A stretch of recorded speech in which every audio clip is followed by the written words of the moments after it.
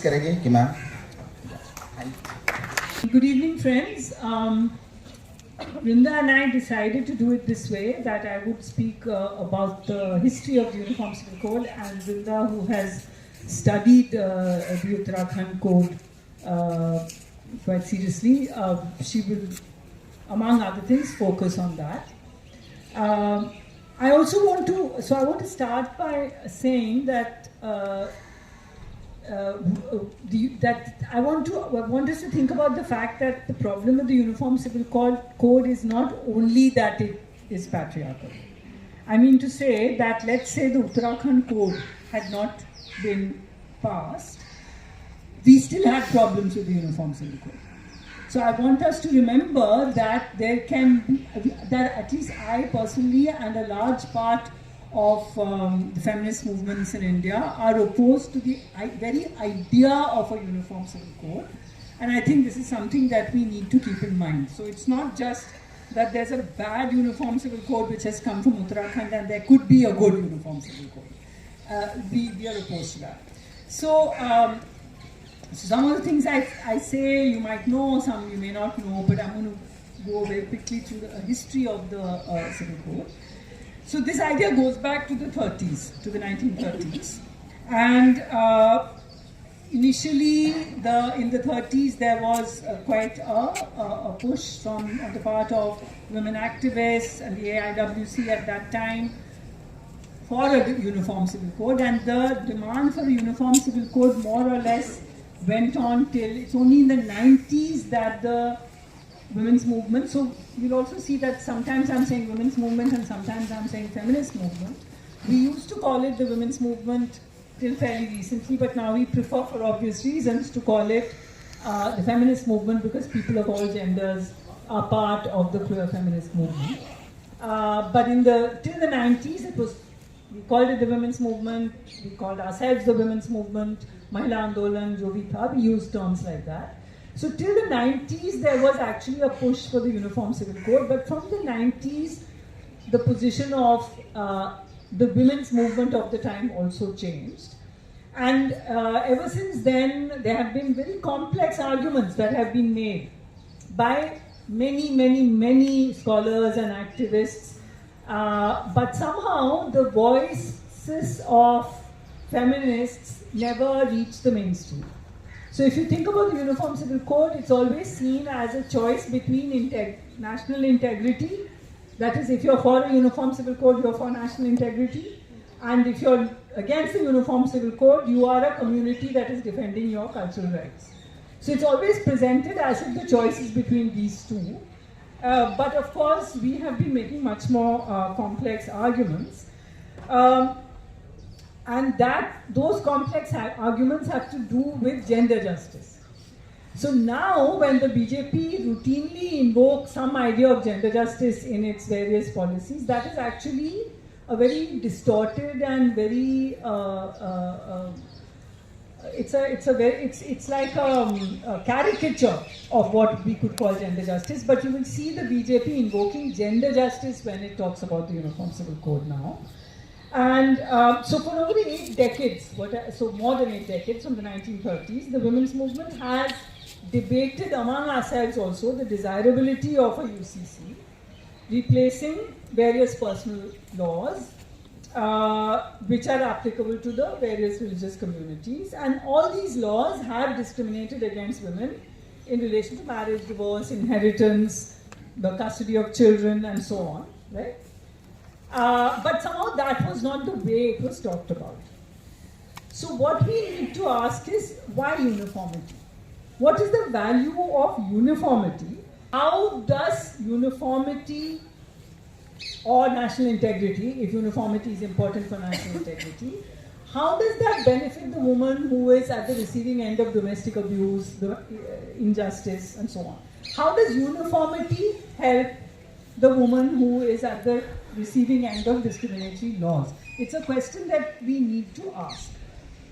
Uniformity is not a constitutional value. Uniformity does not mean equality or gender justice. Uniformity means sameness. That's all it means. Why is there such a value attributed to something which is simply about sameness?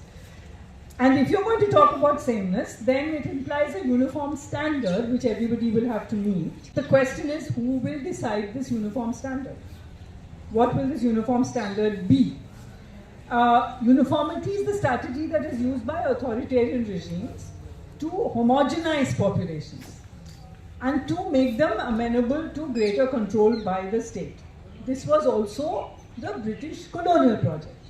What Hindu Rashtra wants today is what the British colonial project was, to homogenize the population, make it legible to the state and to control it.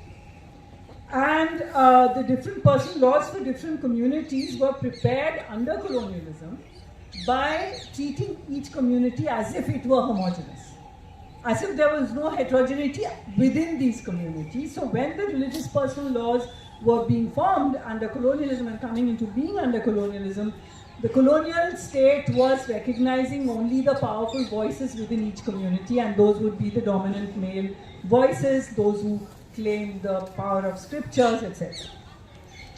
So the BJP's push also to implement a UCC cannot be seen outside the overall context of the Hindu Rashtra project, which is, and you can see all the other elements of that project. You have to see the UCC in the context of the elements of the Hindu Rashtra project, which includes discriminatory legislation such as the CAA, the overall atmosphere of intimidation and violence against minorities and Dalits that this regime has presided over since 2014.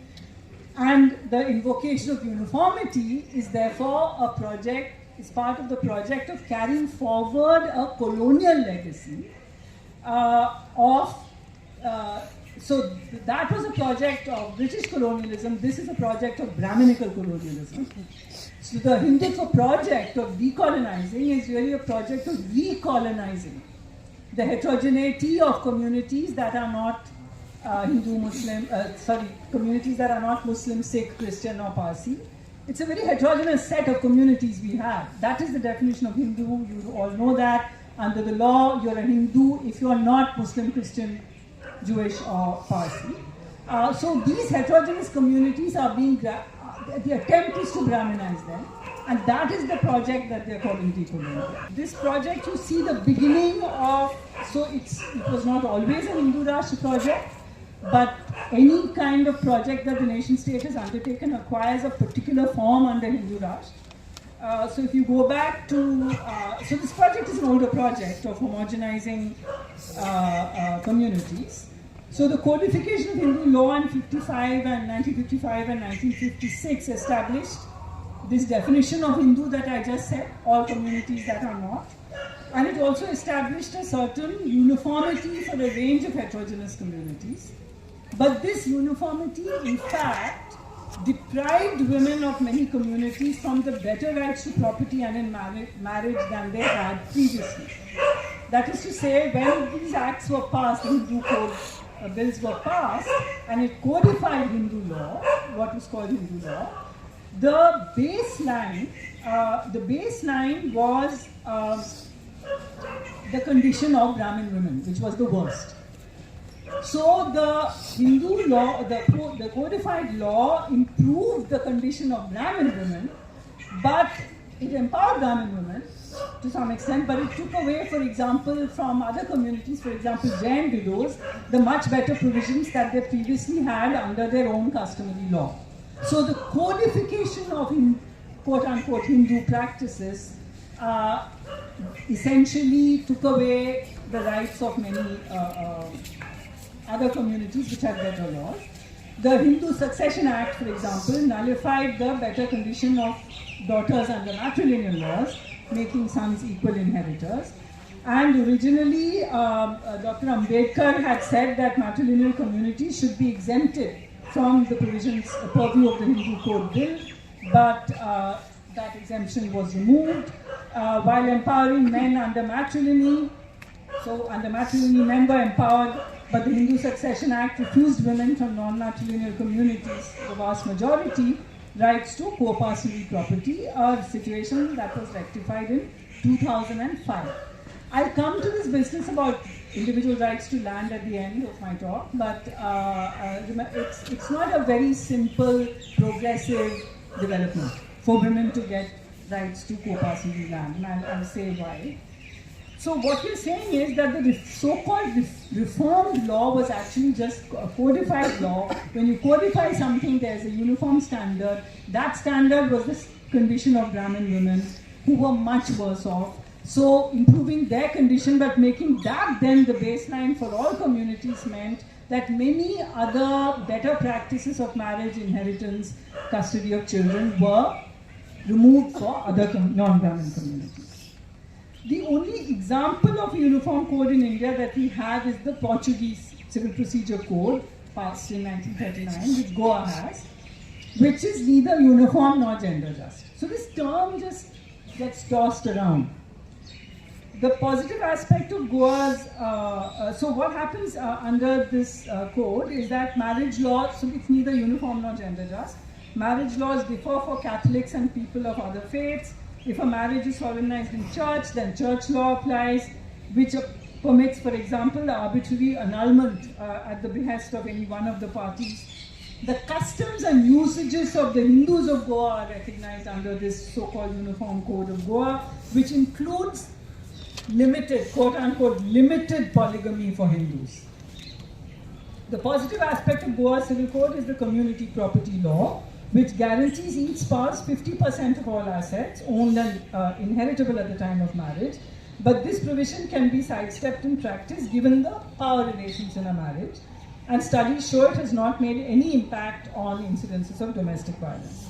So if you don't prioritize gender justice, basically, it does not, uniformity and the lack of uniformity both can reinforce patriarchy and majoritarianism, as the example of the Goa Civil Code shows. So gender justice must be prioritized, not uniformity.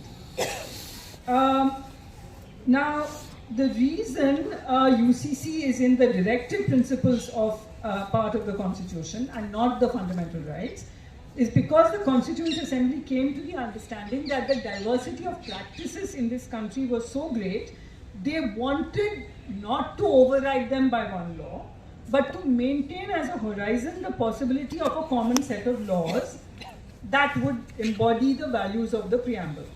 So the term or the words used about the directive, about the UCC and the directive principles is the state shall endeavor to establish a uniform civil code, although it's not spelled out why this is desirable.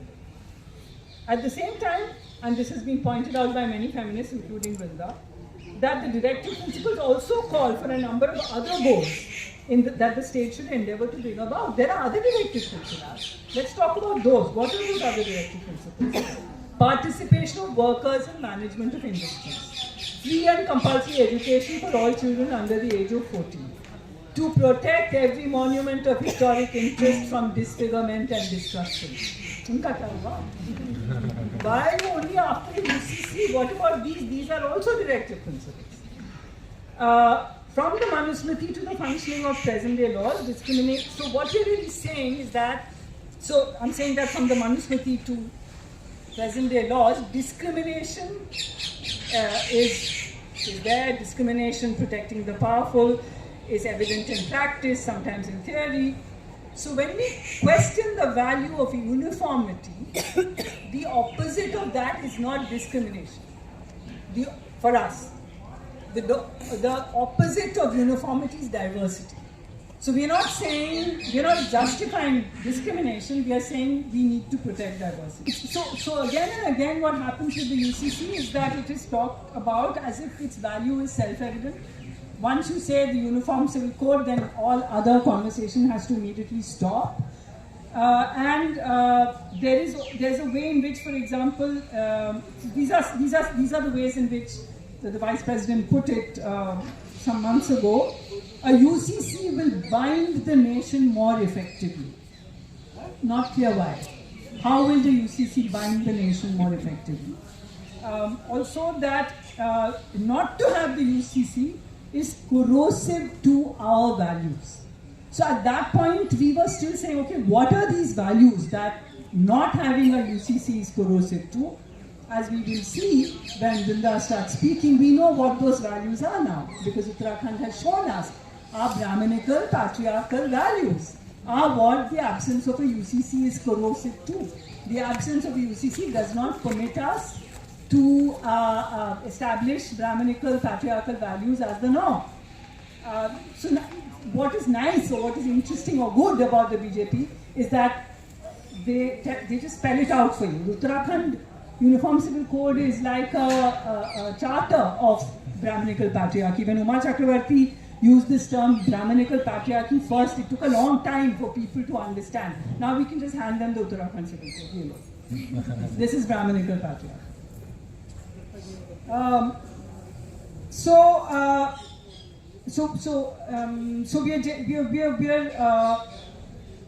we are objecting to the Uniform Civil Code for these reasons. There are other. So the second set. So we are opposed to uniformity per se. Any democracy should be, any democratic functioning has to object to democracy per se. Heterogeneity is the condition of democracy.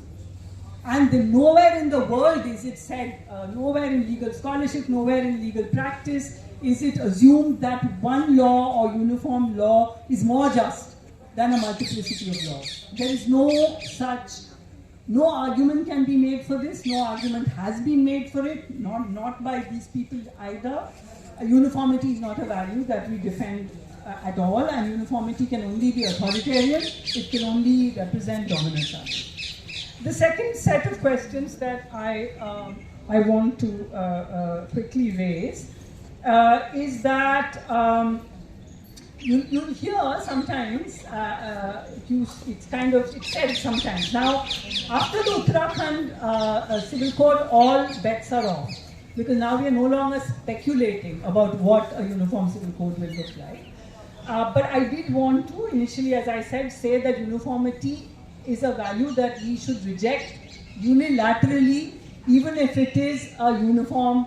There will not be one, but even if it is a uniform code created by feminists, right? Even so, uniformity is not. Feminists won't do that, so we have to reject uniformity. Now, what the second part of my presentation has to do with what could a UCC look like if it were not the Uttarakhand code. So this is what I began to say. There are a number of times we have heard those who are in favor, the BJP leaders who are in, the BJP is in favor of a uniform civil code, and they used to say, in the 90s at least, this was an argument that they used to make, that a uniform civil code will take the best parts of every religious personal law and make that into the code. But what would that look like? Let's consider some possibilities. So first, if polygamy and arbitrary divorce, as permitted by Muslim personal law, should be outlawed, as they are in Hindu personal law, polygamy and arbitrary divorce are outlawed in Hindu personal law. Conversely, we need to consider the situation of the Hindu undivided family. Now, after the passing of the Bharat Nyaya Samhita recently, I'm not completely clear about the status of the Hindu undivided family, and perhaps Linda would enlighten us on this. But to my knowledge, the Hindu undivided family probably still stands. So what is the Hindu undivided family? It's a legal institution that gives tax benefits only to Hindus. This is, but all citizens of India should ideally be governed by the largely gender-just Indian Succession Act of 25, which is currently applicable only to Christians and Parsis. So in that sense, Muslim personal law is already modern, because since the 1930s, it has enshrined individual rights to property, unlike Hindu law, in which the family's natural condition is assumed to be joint. So there's this Hindu undivided family thing, which gives Hindus tax benefits. It's there, and I would be interested in knowing what the Nyaya Samhita has done to it. But if you are going to talk about a uniform civil code with the best features of every law, then certainly the Hindu undivided family has to be abolished. Now, the other interesting thing is, if you think of marriage as a sacrament versus marriage as a contract, the Hindu marriage is a sacrament, the Muslim marriage is a contract. Now, the sacrament means it's something that it's done before nothing less than God. God has ordained this relationship. So obviously this means that this is not a relationship that can be treated in a modern sense, like two people, equal partners, how should we live, how should we share our assets, etc. Whereas the Muslim marriage is a legally binding contract which does protect women better in cases of divorce than does the Hindu marriage. What is also interesting is that if you look at work done on, for example, family courts, Maitri, who did her PhD from JNU, has looked at family courts and the way they function for minority women in India and Hindu women in Bangladesh, Muslim women in India and Hindu women in Bangladesh. You actually see how among Muslims the kind of stigma that attaches to divorce, patriarchy functions in both cases. Patriarchy is no less. But the stigma of divorce is much less. So she keeps seeing people in family courts who are, she's married, now her parents want her, she's divorced, parents want to marry her again because they don't want her to be single. So it's another matter, so and I'll come to that we need to think about marriage very seriously. If you're going to, I want to go beyond the discussion of uniform civil code alone and think about this institution of marriage which is at the center of everything. So setting that aside for now, I'll come to that. Among Muslims, the stigma of divorce is much less. And it seems to be taken normally that if a woman is divorced, she might marry again. So now supposing we say that we're taking the best of every law, personal law, then all marriages should be contracts. So that you can see how patently impossible it is to even make such suggestions, right? You can't just say, let's take the best of every religious personal law and make a uniform civil code, because then one might say, let all marriages be contracts. One would have to say, dissolve the Hindu undivided family, and so on, but you can't even make such. The patent impossibility of making such suggestions arises from the fact that the UCC has nothing at all to do with gender justice. It is entirely part of a Hindu nationalist agenda. The other two being the construction of the Ram Mandir, where the Babri Masjid once stood, and the revocation of Article 370. And this was the third. These are the three items on the agenda of Hindu Raj. So how can we treat the UCC as if it has nothing to do with Hindu Raj? As I keep saying now with the Uttarakhand Code, it's almost like people would be like, yeah, we know that now. But we know that now. They've actually given us a sense of what we can expect. So I want us to pose the question differently. Who suffers in the absence of a uniform civil code?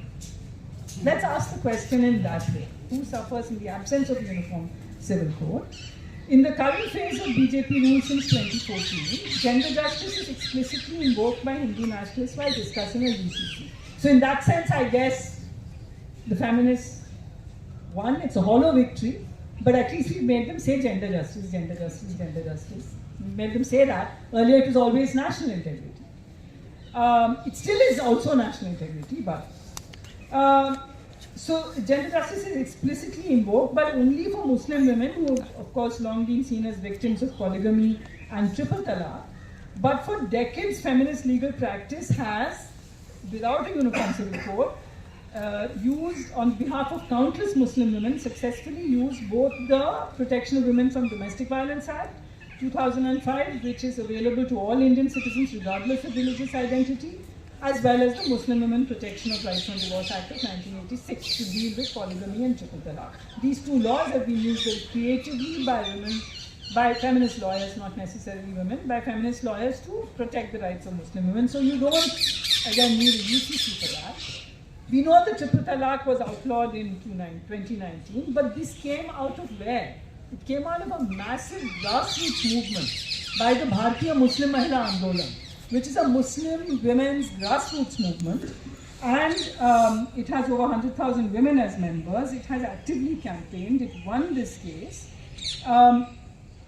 It was not a gift of the Modi-led government to Muslim women. It was something that they fought for and got. But what is interesting is that soon after that, the next step was taken by Parliament to criminalize triple talaq. So it's very interesting that marriage then takes Muslim marriage and divorce into the domain of criminal law, not civil law. But what remains uncriminalized in this country. Triple talaq is criminalized. Marital rape is not criminalized. So it has been, this paradox has been noted by feminist lawyers that it is a crime for Muslim men to unilaterally declare divorce, but it is not a crime for a man of any community to unilaterally force his wife to have sex. This tells us everything we need to know about the institution of heterosexual marriage and Hindu Rashtra.